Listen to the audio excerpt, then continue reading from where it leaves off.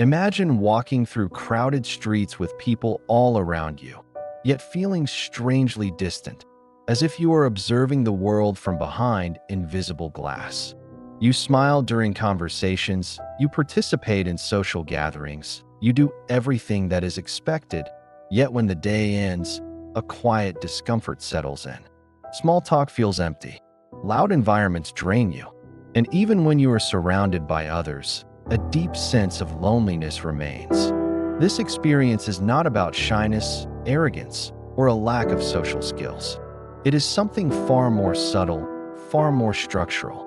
Many people who feel disconnected from others assume that something is wrong with them. They believe they are socially broken, emotionally deficient, or incapable of belonging. But what if this assumption is wrong? What if this feeling of disconnection is not a defect, but a consequence of rare psychological traits that shape how you perceive the world, other people, and yourself? Traits that are not immediately visible, but profoundly influence your inner life. For decades, traditional psychology tended to label such individuals as withdrawn, introverted, or socially dysfunctional. But more recent research offers a very different perspective. Studies by psychologist Dr. Elaine Aron and others reveal that some people are neurologically and emotionally highly sensitive. Their nervous systems are more responsive. Their minds process information more deeply. Their emotional awareness is heightened. What appears insignificant to most can feel overwhelming to them. A tone of voice, a subtle change in expression, the emotional atmosphere of a room. Nothing goes unnoticed. Because they absorb so much, these individuals often withdraw, not because they dislike people, but because they need protection. Isolation becomes a form of psychological survival. And yet, the modern world is not designed for this kind of sensitivity. We live in a culture that rewards constant visibility, performative confidence, emotional control, and shallow connection. In such an environment, depth is often mistaken for weakness, and introspection is seen as a flaw. Those who do not fit this model are quickly misunderstood. But perhaps what these individuals carry is something the world has forgotten how to value: depth, true empathy, refined perception, radical authenticity. The problem is not that they feel too much. It is that they live in a world that feels too little. And this mismatch creates a silent suffering that is rarely acknowledged. This video is an invitation to look at that suffering through a different lens. We will explore 7 rare psychological traits that are strongly associated with feeling disconnected from others. This is not about diagnosing or pathologizing behavior. It is about understanding, about replacing shame with clarity, and about offering a new narrative for those who have long felt out of place, even among people they loved. And if you have ever wondered why social fatigue feels chronic, why superficial interactions leave you empty, or why you long for deeper, more genuine connections that rarely seem to appear, this video may help you understand yourself in a new way. Because maybe you are not broken. Maybe you are simply part of a silent minority. People who experience life with an intensity that the world has not yet learned how to hold. Asterisk. One of the most powerful yet invisible forces shaping emotional disconnection begins early in life. Long before adulthood, long before relationships become complicated, many people learn a quiet lesson in childhood: that their inner world is inconvenient, excessive, or simply wrong. This lesson is rarely taught through cruelty. More often, it is delivered casually, disguised as guidance, discipline, or even care. A child expresses fear and hears, "There's nothing to be afraid of." A child cries and is told, "You're being dramatic." A child feels overwhelmed and is reminded, "Other people have it worse." None of these responses are meant to harm, but repeated over time, they send a powerful message. The child's emotions cannot be trusted. When emotional invalidation becomes a pattern, the child adapts. They learn that emotional expression leads not to understanding, but to correction or dismissal. And so, slowly, they turn inward. They stop naming what they feel. They stop expecting to be understood. Instead, They begin monitoring themselves, filtering emotions before they ever reach the surface. This is not weakness, it is intelligence. It is the nervous system learning how to survive in an environment where authenticity feels unsafe, psychological. Research shows that children who grow up in emotionally invalidating environments often develop heightened sensitivity to social cues. They become exceptionally skilled at reading facial expressions, tone of voice, and subtle emotional shifts. Not because they want to, but because they have to. Their safety depends on anticipation, on knowing what mood someone is in before speaking, on adjusting themselves before conflict appears. Over time, this hyper-awareness becomes automatic, but this adaptation comes with a cost. The child learns to prioritize the emotional comfort of others over their own inner truth. Their sense of self becomes fragile, shaped more by external reactions than internal signals. As adults, these individuals often struggle to feel truly connected, even in close relationships. They may be present, attentive, and empathetic, yet emotionally distant. Not because they lack depth, but because vulnerability once felt dangerous. Dr. Elaine Aron's research on high sensitivity suggests that emotionally sensitive children are particularly affected by invalidation. Their experiences imprint more deeply. What others brush off, they internalize. And when these children are not emotionally mirrored, when no one says, "That makes sense," or "I see you," they begin to doubt their own reality. This doubt follows them into adulthood, creating a lingering sense of not belonging, even among those who care for them. Disconnection, in this context, is not rejection of others, it is self-protection. It is the adult expression of a childhood decision. It is safer to stay guarded than to be misunderstood again.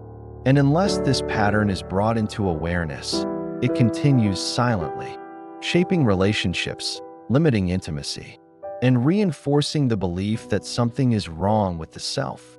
Understanding this trait is not about blaming parents or revisiting the past with resentment. It is about clarity, because once you recognize that emotional disconnection may have been learned, not chosen, you gain the power to unlearn it. And in that understanding, the possibility of deeper connection slowly begins to return. Another rare trait strongly linked to feeling disconnected from others is depth of processing. This is not simply intelligence, nor is it overthinking in the casual sense. It is a way of experiencing reality that moves beneath the surface of things. People with this trait don't just hear words. They analyze tone, intention, implication, and emotional subtext simultaneously. A simple conversation becomes layered. A casual remark lingers long after it was spoken. A moment that others forget within seconds may stay alive in the mind for hours or even days. This depth of processing means that nothing is ever purely light or simple. Even small interactions are mentally and emotionally rich. While others move easily from one topic to another, the deep processor is still exploring what was just said, what it meant, and why it mattered. Over time, this creates a quiet sense of alienation. Conversations feel rushed. Social spaces feel shallow. There is little room for reflection in a world that values speed and immediacy as a result. Many deep processors withdraw, not because they dislike people, but because constant interaction becomes mentally exhausting. Their minds never fully rest. They replay conversations, analyze social dynamics, and search for coherence. And when they cannot find depth in their surroundings, they feel unseen. This is not arrogance. It is a mismatch between inner richness and outer simplicity. Some people don't simply understand emotions. They experience them directly, almost as if there were no barrier between themselves and the emotional world around them. This is extreme empathy without filters. It is the ability to sense what others are feeling before a single word is spoken. A slight shift in tone, a change in posture, a pause in speech, everything is registered. And once it is registered, it is felt deeply, For individuals with this trait, emotions are contagious. A tense room feels heavy on the chest. Someone else's sadness lingers long after the conversation ends. Anger, even when unspoken, can feel physically uncomfortable. While others can emotionally detach and move on, the empath continues to carry what was absorbed. This makes everyday social environments surprisingly demanding. Over time, the nervous system learns that social interaction is not neutral, it is costly. Every encounter requires emotional labor, even when nothing dramatic occurs. This is why highly empathic people often feel drained after socializing, even with people they care about. It is not introversion. It is emotional saturation because there are few safe places to release what they absorb. Distance becomes a form of self-regulation. Withdrawal is not rejection, it is recovery. Silence is not coldness, it is relief. And yet, this very mechanism creates misunderstanding. Others may interpret the empath's need for space as disinterest or aloofness, when in reality, it is the price of feeling too much in a world that rarely slows down. Extreme empathy is a gift, but without boundaries, it becomes a burden. And when the burden becomes too heavy, emotional disconnection becomes the only way to survive. Another trait that quietly separates certain individuals from the social mainstream is a deep resistance to superficiality. These are people who cannot pretend easily. They cannot fake interest, exaggerate enthusiasm, or engage in emotional performance for the sake of harmony. When conversations stay on the surface for too long, something inside them shuts down. Small talk feels hollow, not because it is meaningless, but because it avoids meaning. Social rituals that revolve around appearances, status, or polite exaggeration feel dishonest. And this creates a subtle tension. The individual feels pressured to play a role that does not align with who they are. Over time, this tension becomes exhausting. Radically authentic people crave depth. They want conversations that explore truth, emotion, uncertainty, and contradiction. They want to speak honestly and be met honestly in return. But in a world that often rewards surface-level connection and emotional efficiency, this depth can feel out of place. As a result, these individuals become selective. They speak less, choose carefully, and withdraw when authenticity is not possible. From the outside, this may look like disconnection or social difficulty. But from the inside, it is an act of integrity. They would rather be alone than betray their inner truth. And yet, this integrity comes with loneliness. Because the more authentic you are, the fewer environments truly feel like home. Many people who feel disconnected live under constant internal observation. They monitor their thoughts, words, expressions, and behavior in real time. Nothing escapes notice. This hyper-self-awareness often develops early, especially in environments where mistakes were criticized or emotions were misunderstood. Perfectionism becomes a strategy. If I am careful enough, maybe I won't be judged. If I say the right thing, maybe I won't be misunderstood. But this constant self-monitoring creates tension. Expression feels risky. Spontaneity feels unsafe. Connection begins to feel like exposure. Even after social interactions end, the mind keeps working. Conversations are replayed. Words are analyzed. Small moments are scrutinized for meaning. This mental noise makes rest difficult and connection exhausting. And eventually, withdrawal feels easier than engagement. From the outside, these individuals may appear composed, intelligent, even confident.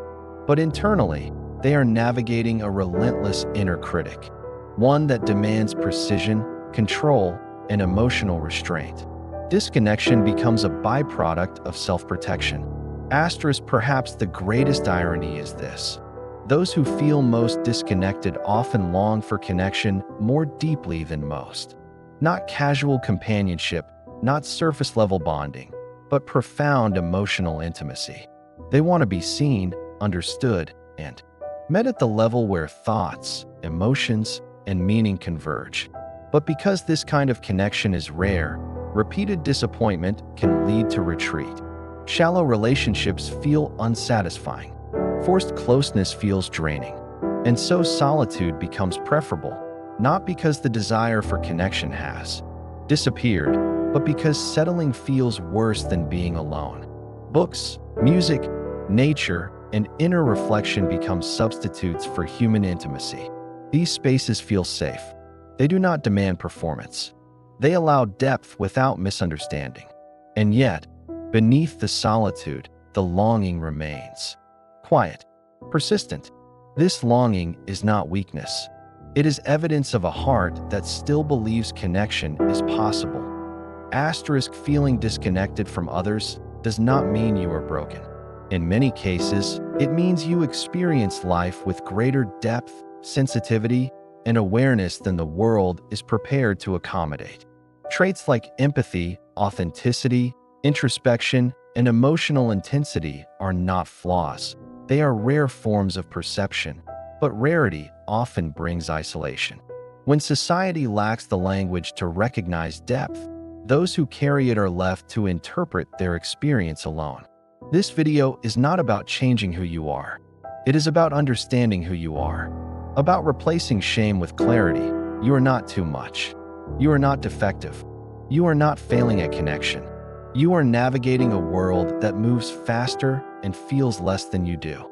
And perhaps belonging does not come from fitting in, but from finally recognizing the value of your inner world. Sometimes, understanding yourself is the first real connection you ever make.